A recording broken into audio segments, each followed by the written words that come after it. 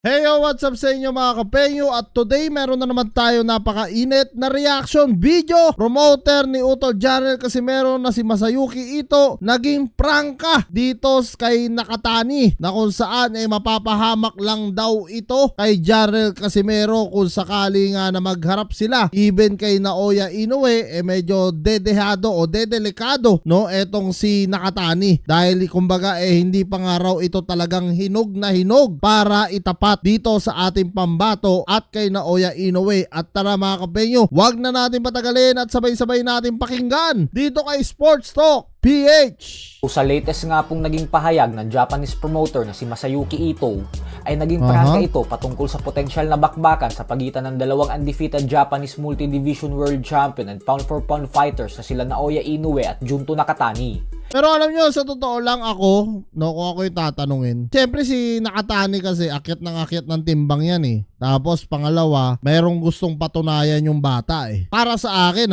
mas maganda rin na i-match na kay Naoya Inoue etong si Nakatani. Pera na lang kung iniingatan ng kanyang manager o ng promoter niya yung kanyang karera. Pero I don't think na ganun nga yung ginagawa kay Nakatani, no? Dahil si Nakatani talagang, alam nyo yun, akyat siya ng akyat ng timbang. So if ever na malay nyo nga naman, di ba, makachamba kay Naoya Inoue, why not, di ba? Boxing naman yan, mga kapenyo, lahat pwedeng mangyari, no, sa isang suntok, di ba? Mababago yung pananaw ng tao. Kasi ngayon, kalkulasyon lang o ini-estimate lang natin or ina-analyze lang ng ibang tao yung pormahan o yung galawan o yung style ni Nakatani laban dito kay Naoya Inoue. Si Naoya Inoue kasi alam naman na natin subok na talagang magaling, malakas, mabilis, no? Pero syempre hindi mo pa rin pwedeng sabihin na panalo na kaagad etong si Naoya Inoue dahil gaya nga ng sabi ko, no, boxing to, lahat pwedeng mangyari. Sa kabila po kasi ng napaka-impresibong mga performance na ipinakita ni Nakatani kung saan sa 3 beses niyang laban sa loob ng taon na ito ay nakuha niya ang panalo lahat via knockout, ay sinabi pa din ni Ito na hindi pa din ito sapat upang makasungkit si Nakatani ng panalo kontra sa binansagang halimaw ng Japan.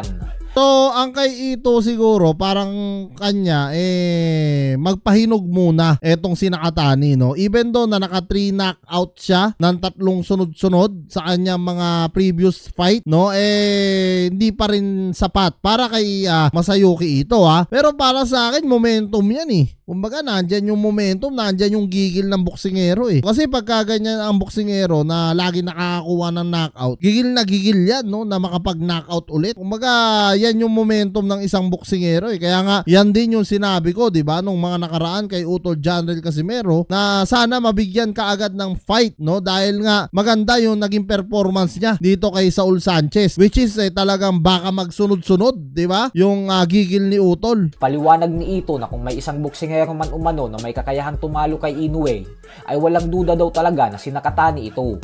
Subalit kung magtutuos na daw ang dalawa sa susunod na taon, ay kumbinsido umano siya na knockout lang din ang sasapitin ni Nakatani dito. So talagang wala palang bilib, no, etong si Masayuki Ito dito sa kakayahan ni Nakatani. Pero ako naman nakita ko yung mga laban nito ni Nakatani, no. Hindi naman din mga pipitsugin yung mga nakalaban niya. Talagang magaling lang din, no, etong si Nakatani. Real talk yan. Nang masyado pa daw maaga para kay Nakatani na lumaban kay Inoue at umakyat ng 122-pound super bantamweight division. Giit ni Ito na mukhang masyado daw kasing minamadali ni Nakatani ang pag-akyat ng division. Parang kailan lang daw ay nasa flyweight division pa lang ito lumalaban. Tapos ngayon na kampiyon na siya sa bantamweight, ay pinaplano na agad nitong tumaas sa super bantamweight division. Kumbaga, yung pinapalabas po ni Masayuki Ito ay may pag-asang talunin ni Nakatani si Inoue kung lalaban ito sa tamang oras at panahon. Ayun na nga yung nakikita ko rito na talagang sa naging komento nito ni Masayuki Ito, parang inaantay lang niya, no? Kumbaga parang perfect timing. Pero kung si Junto Nakatani naman handang-handa na siya, pwede na yan, no? Syempre nasa boksingero naman yan Kung ano yung nararamdaman niya, kumbaga nasa feelings nila yan, kung kaya nila tong taon to At saka pinag-aaralan naman nila yan at pinapanood naman nila yung mga tape niyan, no, yung mga laban niyan bago sila sasabak diyan kay kay Naoya Inoue. Kung feel na ng boksingero, bakit hindi subukan, di ba? Kasi kaysa binipigilan ng ganyan, talagang yung momentum ni Nakatani hindi talaga niya makukuha once na may nagpipigil. Pero kung ngayon na daw ang magtutuos ang dalawa, ay masyado pang hilaw si Nakatani. Kabaliktaran po kasi si Nakatani ni Inoue dahil si Nakatani ay hindi masyadong nagtatagal sa dibisyon. Habang si Inoue naman ay masyadong maingat at kalkulado ang bawat hakbang na ginagawa sa kanyang career. Si naman, Inoue, masyado nang nahinog siya, 'di ba? Totoo naman 'yan masyado na siyang nahinog sa sa division niya na kung saan para sa akin mas maganda itapat talaga si Nakatani kasi talagang habang umaakyat si Nakatani ng division, gumaganda yung performance niya. Kita nyo naman gaya nga ng sabi ko, yung 3 laban niya puro knockout, no? So, hindi malayo na kayanin niya to even though na umabot sila ng 12 rounds neto ni Naoya Inoue, pero at least ipapakita ni Nakatani yung kakayahan niya, no, na hindi siya basta-bastang fighter lang din. Hindi ito nagmamadaling umakyat ng dibisyon at bagko sinisigurado talaga nito na handang-handa na ang kanyang katawan bago umakyat ng timbang nang sa ganun ay walang maging mali sa mga ginagawa niyang desisyon.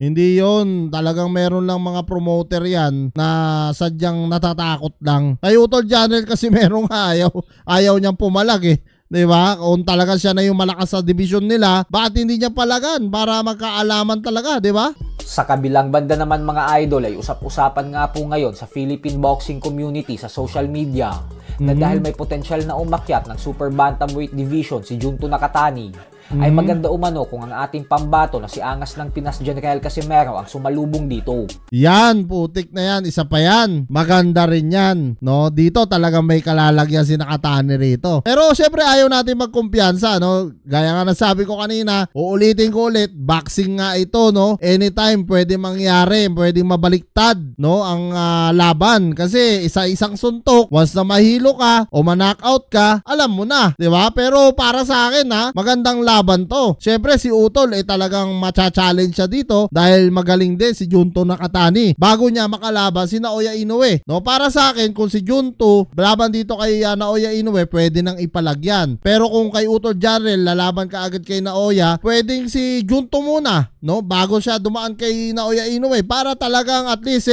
makikita talaga dito, no, ni Naoya Inoue na pwede niya nang labanan si Utol Janel Casimero. Trending din ang naging post ng isang boxing fan na ito kung saan sinabi nito na napakadelikado daw na iharap si Nakatani kay Casimero. Oo, may kalalagyan talaga siya kay Casimero. Maniwala kayo kung si Nakatani iharap kay Utol. Sigurado yan. Malaki umano ang posibilidad na mapahamak lang si Nakatani sa tinaguriang Angas ng Pinas.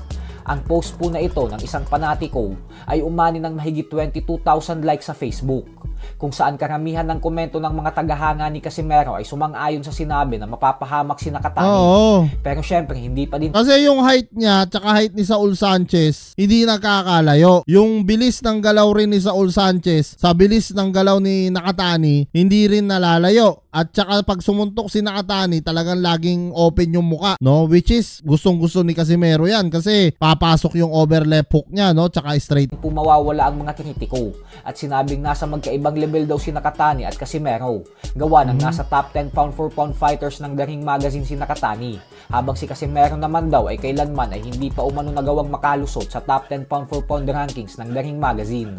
So yan mga kapengyo, no, parang binabasihan kasi nila dito yung yung ranking ng tao tsaka yung kung naging top 10, no. Si Utol Janel nga raw hindi pa nga raw nakaabot ng top 10. Pero para sa akin wala yan sa ganun no. Para sa akin ako hindi naman ako eksperto pagdating sa pag-analisa ng mga boxing. Pero para sa akin kasi malaki yung tsansa ni Utol na manalo talaga kay Nakatani. Kasi gaya nga nasabi ko, yung style kasi ni Saul Sanchez sa style ni Nakatani halos hindi nagkakalayo, which is gustong-gusto ni Utol Janel Casimero yung mga ganon, no, yung mga ganon size, ganon katangkad, talagang perfect, no, para sa left hook neto ni Utol. Kasi pag pumasok talaga yung hook ni Janel Casimero, kita nyo naman ang dami niya nadali sa left hook niya. Si Pilipos, di ba, na alam naman natin malakas din pero bumagsak sa 4th round, napuruhan.